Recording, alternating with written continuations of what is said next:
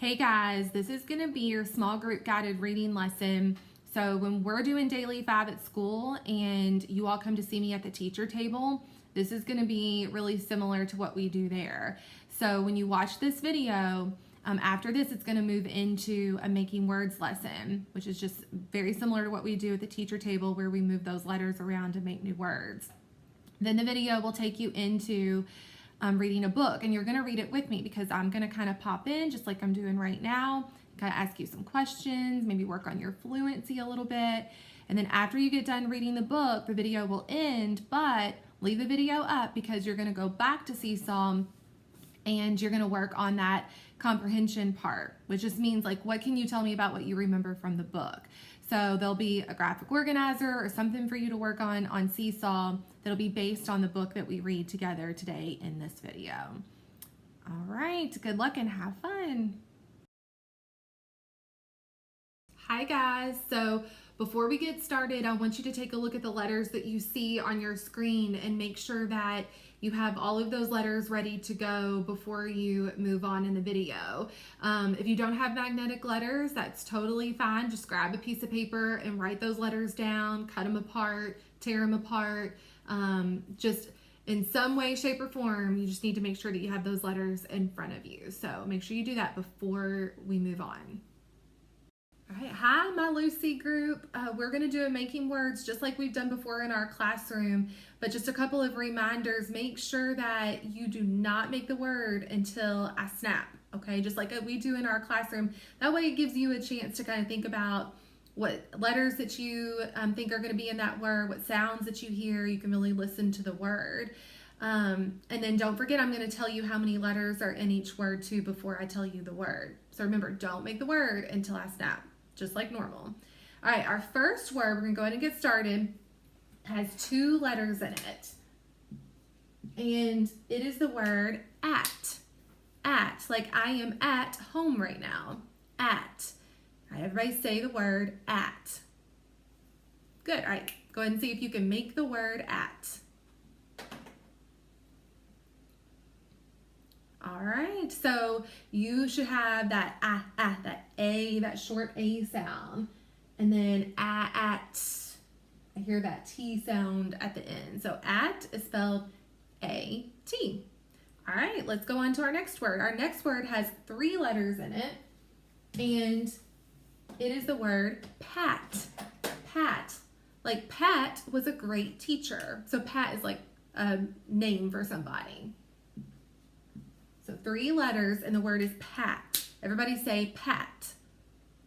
All right, go ahead and see if you can make the word Pat.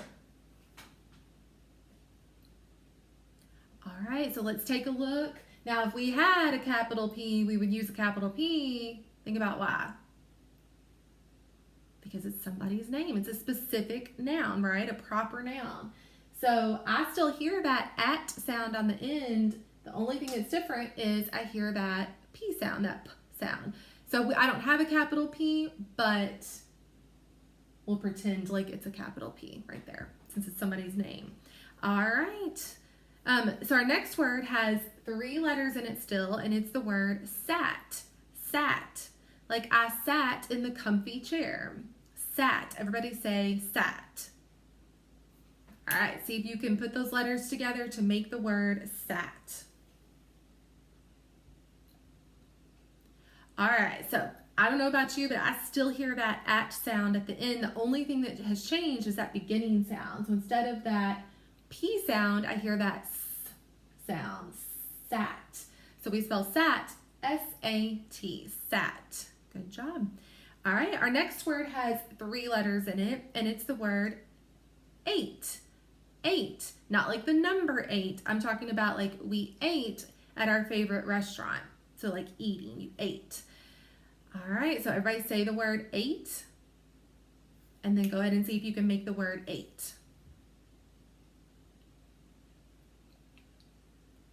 All right, so let's take a look. And don't forget that you can pause the video at any time. So if I'm moving too fast, I know I'm moving kind of quickly, but whenever you go to put the word together, pause the video and then you can put the word together. So I hear the A sound, ate, and I hear that T sound after it. But right now it's the word at, and I know that's not right. That's the word at, that's not the word ate. So I'm thinking, what do you put on the end of a word to change that other vowel sound? So what could I put here to make that A instead of the A sound? You can make it the long and strong A sound. So if you were thinking a silent E, you are correct. So I'm just going to move that E down here, and then it makes that A long and strong. So we spell ate, A-T-E. Good job. All right, our next word is going to have 4 letters in it, and it's the word late. Late. Like I was late getting to my friend's house. Late. Everybody say the word late. All right, see if you can make the word late. All right, so I still hear that H sound, that ending sound, but I hear a new letter at the beginning of that word, that L, that L sound. So all I have to do is move that L over, and now I've got the word late. So late is spelled L-A-T-E. All right, next word still has 4 letters in it, and it's the word tail. Now I'm not talking about like an animal's tail, that's spelled differently. This is like the story, a tale. So like my favorite fairy tale is Goldilocks and the 3 Bears. Everybody say tail. All right, go ahead and make the word tail. All right, so again, I hear that t sound at the beginning, and then I hear that ale. I hear that A sound, and then I definitely hear that L sound, but what I don't hear is that E. But I know that A is long and strong. It says that A sound, so I know I need to put the E on the end to make that A sound long and strong. So tail is T-A-L-E. Good job. All right, next word has 4 letters in it, and it's the word pale. Like my skin is really pale because it's really light. Everybody say pale. All right, go ahead and make the word pale. All right, so I still hear that ale sound on the end. The only thing that's different is that T sound. I don't hear the T sound anymore. I hear that P sound. So we spell pale, P-A-L-E. All right, next word has 4 letters in it, and it's the word last. Last. Like the last thing I did before bed was brush my teeth. Last. Everybody say the word last. All right, go ahead and make the word last. All right, so now we're gonna have to move some letters around because I don't hear that L sound anymore, but I do hear last. So I hear that L sound, last, and I hear a blend at the end, last. So that ST, we're gonna kind of blend together at the end. Sometimes you see it at the beginning of a word, but this time it's at the end of the word. So we spell last, L-A-S-T. All right.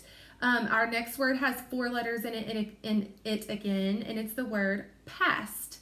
Past, like in the past, I rode my bike all the time. Past. All right, go ahead and say the word past, and then you can go ahead and make the word past. All right, so again, the only difference that I hear is that beginning sound. Instead of L, it's that P sound, past. So we spell past, P-A-S-T. Good job. All right, our next word has 5 letters in it. And it's the word paste. Now remember what we talked about, what goes at the end of a word to make that other vowel long and strong. And we can hear paste. We can hear that A is long and strong. So think about, what would go at the end of that word to make that A long and strong? So go ahead and say the word paste. Like I used a paste to put things together. And then go ahead and make the word paste. All right, so I hope that you thought what I was thinking, that all I have to do, I already have asked. Right now it's that short A. All I have to do is add that silent E, and then it changes that A to the long and strong A sound. All right, so we spell paste, P-A-S-T-E. All right, next word has 5 letters in it, and it's the word plate. Like, I was so hungry that my plate was full. Everybody say plate. All right, so go ahead and see if you can put the words or the letters together to make the word plate. All right, so we're gonna move just a few things around. I definitely hear that L sound. There's a blend at the beginning of that word. Pl, pl. So I hear that P-L blend. And then plate. I hear that A sound again. Plate. I definitely hear that T sound again, but right now it's that short A because there's no silent E on the end. So it's plat, which is kind of a nonsense word. But if we want to change that A to the long and strong A sound, remember we put that silent E on the end. So now our word is plate. So we spell plate, P-L-A-T-E. All right, last word is our mystery word. So take a second if you want to pause the video and turn and tell somebody or think about what do you think our mystery word is going to be, because it's going to have all 6 letters in it. I bet you can think of what it is. All right, our mystery word is plates. Plates. We had lots of plates at the barbecue. Plates. So everybody say plates. All right, see if you can make the word plates. All right, so this one was pretty simple. We have the word plate. All we hear differently is that S on the end, plates, to make it plural, more than one, right? All right, so we spell plates, P-L-A-T-E-S, plates. Good job, you guys. Hope you had fun with that making words lesson, and then next we're gonna read a book. All right, so now that we've done our making words lesson, now we're gonna get to read our book. It's called Go Away. Now think about it. Why would I say it like that? Why would I not just say go away? Why would I say go away? What do you see at the end of that title that makes me want to say it that way? If you were thinking of an exclamation point, then you're right, because we want to make sure that when we see an exclamation point that our voice sounds excited, that it maybe gets a little bit louder, and that's going to help us read with really good fluency. But before we read, I want you to take a second and look at the picture, think about the title, and I don't know about you, but that picture definitely makes me think that there's some kind of problem that happens, and I kind of wonder, like, what happens? Why is she doing that with her foot? What is going on? And so make a prediction either by yourself or to mom or dad or a brother or sister, and tell them, what do you predict is going to happen in our story before we read it?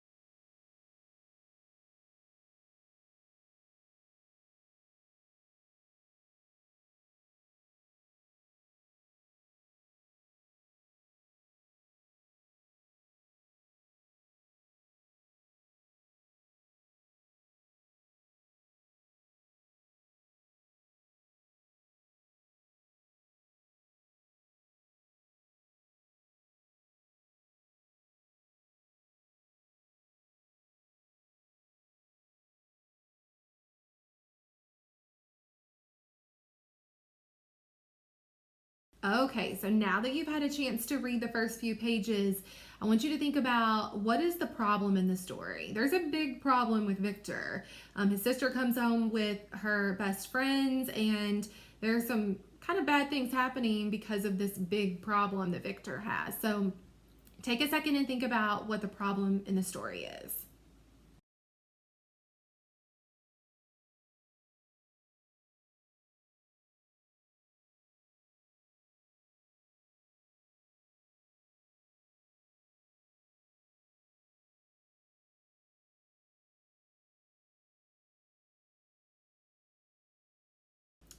Well, I don't know about you, but if I had a door slammed in my face, I don't think I would be very happy.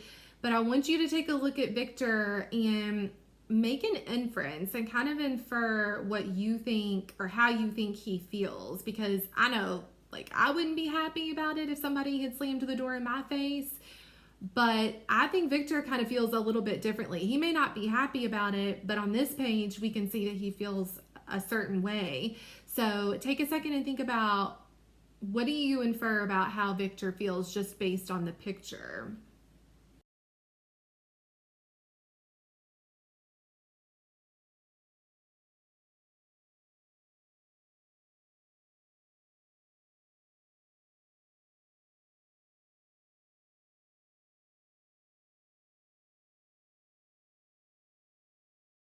Well, I think Victor feels exactly how I would have felt now. I can infer by his face and the text that he's not feeling very happy about the door being slammed in his face. So now I want you to make sure this is a really good page to practice your fluency, because I want you to imagine, how would you feel if you were Victor or if you were Isabel? How would you say that when you read it? So I really want you to work on changing your voice to sound like the character, because they both aren't very happy, so your voice should match that. So make sure that even if you've already read it once, go see if you can go back and read that, or pause the video and read that again and really make your voice sound like you think the character would sound.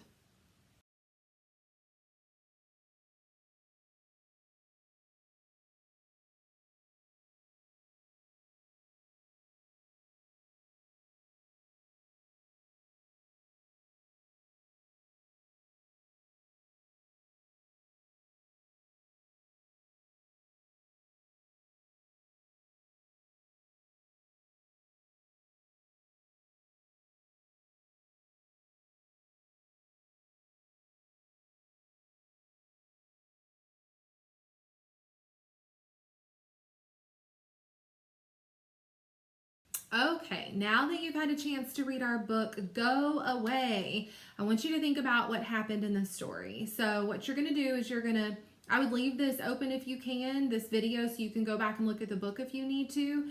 But I want you to go to the Seesaw app or website, and on the same assignment where you found this video, you're going to find a graphic organizer that is going to help you tell me what happened in the story. So I want you to think about what happened in the beginning of the story, the middle of the story, and the end of the story, and then you can use that graphic organizer to write and tell me what happened. But don't forget, when we retell a story, we want to make sure to include the characters' names. And there was a big problem in our story, so I want you to make sure that you include the problem and then what ended up happening. How did they solve that problem at the end of the story? So make sure you include the big important parts, but you don't have to include all the important little details. So make sure you do that and let me know what you remember from the story. I hope you enjoyed the book. I thought it was kind of interesting and reminded me of when I was younger with my brother. So, all right.